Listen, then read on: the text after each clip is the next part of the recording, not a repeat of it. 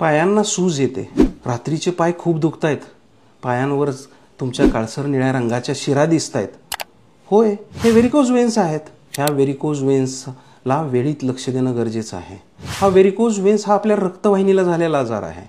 आपल्या शरीरात दोन प्रकारच्या रक्तवाहिन्या असतात. एक असते शुद्ध रक्तवाहिनी, दुसरी असते अशुद्ध रक्तवाहिनी. या अशुद्ध रक्तवाहिनीला जे रक्तपुरवठा खालून पायाचा वर हृदयाकडे करतात ते ब्लॉक झाल्यामुळे आपल्याला व्हेरिकोज वेन्स होतात. व्हेरिकोज वेन्समध्ये झडपा असतात. त्या झडपांच्या कार्यक्षमता म्हणजे स्ट्रेंथ अँड एफिकेसी कमी झाल्यामुळे आपल्याला व्हेरिकोज वेन्स होतात. व्हेरिकोज वेन्सच्या पहिल्या स्टेजमध्ये त्याला फ्लेबायटिस म्हणतात. पायाची सूज होते, पायांना जडपणा येतो, पाय जड वाटतात, एकदम घट्ट वाटतात, पण मात्र त्रास काहीच नसतो. त्याच्यामुळे तिथे दुर्लक्ष केलं जातं.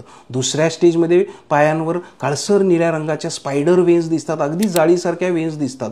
तिथेही स्त्रिया दुर्लक्ष करतात.